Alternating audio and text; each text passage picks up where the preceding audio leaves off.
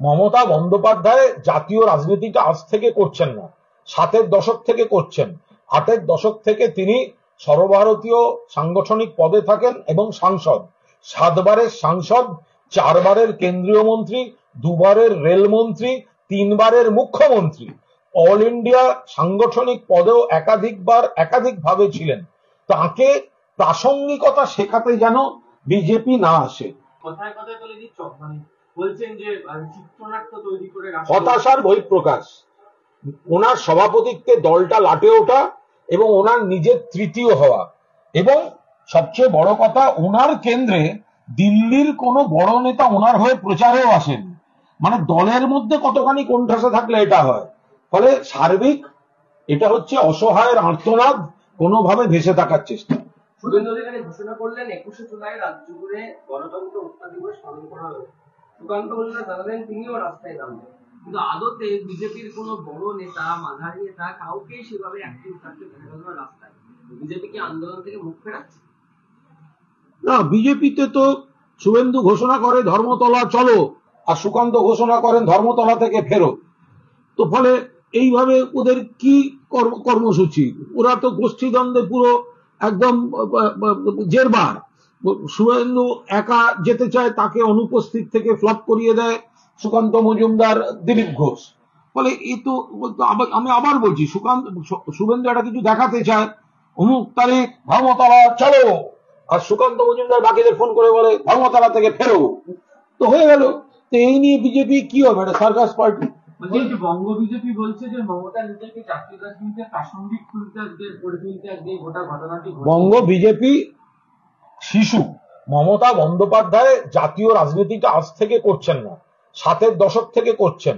8-এর দশক থেকে তিনি সর্বভারতীয় সাংগঠনিক পদে থাকেন এবং সাংসদ, 7 বারের সাংসদ, 4 বারের কেন্দ্রীয় মন্ত্রী, 2 বারের রেলমন্ত্রী, 3 বারের মুখ্যমন্ত্রী, অল ইন্ডিয়া সাংগঠনিক পদেও একাধিকভাবে ছিলেন। তাকে প্রাসঙ্গিকতা শেখাতে যেন বিজেপি না আসে। বাংলার মানুষের কণ্ঠ, দেশের মানুষের কণ্ঠ, মমতা বন্দ্যোপাধ্যায়ের কণ্ঠ, এগুলো হচ্ছে সমার্থক। বিজেপি যেটা দমন পীড়নের চেষ্টা করছে। আমার প্রশ্ন একটু বড়, সেটা হচ্ছে কেন্দ্রীয় আজকে গজেন্দ্র সিং শেখাওয়াতকে প্রশ্ন করা হয়েছিল কেন্দ্রীয় সরকার কি সরকারি চাকরি দেওয়ার ক্ষেত্রে দায়িত্ব ছেড়ে দিচ্ছে। তার কারণ কেন্দ্রীয় সরকার ইন্টার্নশিপের কথা বলছে, জব ক্রিয়েশন কোথায়? সেই প্রসঙ্গে তিনি বলছেন যে 10 লক্ষ সরকারি চাকরিতে শূন্য পদ ছিল, আমরা 7 লক্ষ পূরণ করতে পেরেছি। নরেন্দ্র মোদীর দৃষ্টিভঙ্গি হচ্ছে প্রথমে শূন্য পদ পূরণ করা, তারপর নতুন চাকরি তৈরি করা। 2014 সালে প্রথমবার বিজেপি নেতা হিসেবে নরেন্দ্র মোদী ক্ষমতায় আসার আগে প্রতিশ্রুতি দিয়েছিলেন বছরে 2 কোটি চাকরি। যদি বছরে 2 কোটি চাকরি হয়, তাহলে 10 বছরে 20 কোটি চাকরি নিশ্চয়ই তারা তৈরি করেছেন। তা আপনারা নিজেদের অভিজ্ঞতা দিয়ে দেখুন, আপনার পাড়ায় কি কেউ এরকম আছে?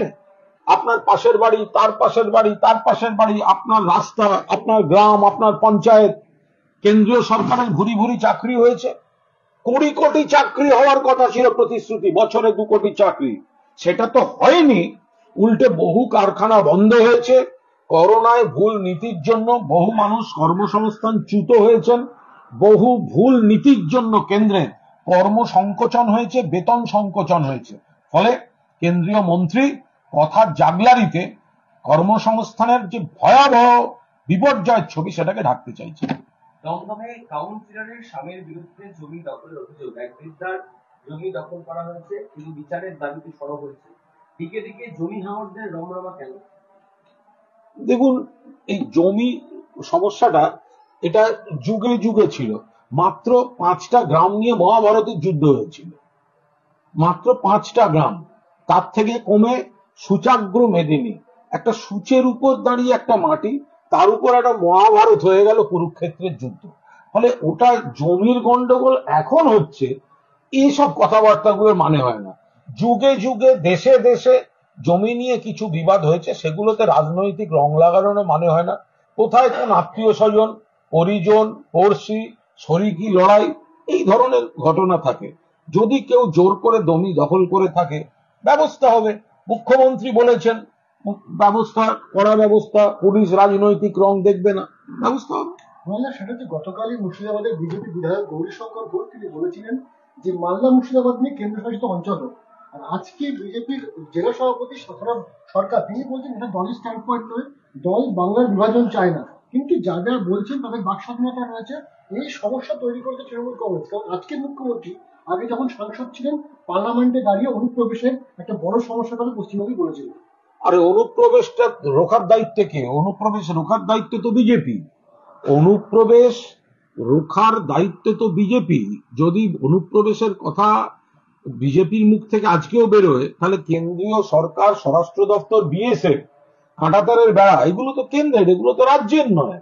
ফলে যদি অনুপ্রবেশের অভিযোগ, সেটা তো বিজেপির দায়।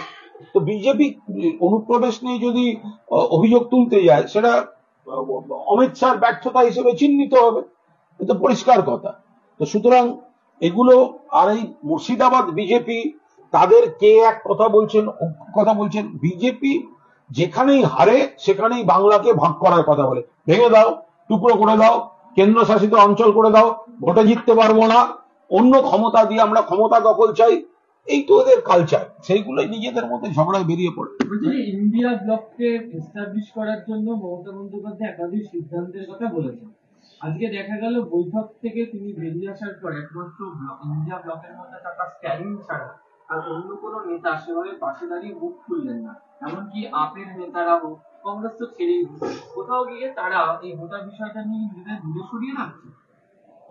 এটা যারা দিল্লিতে সেই সময় এখন আছেন বা অন্য শরিক দলগুলির সঙ্গে যাদের কমিউনিকেশন চলছে, তারা বেটার বলতে পারবেন।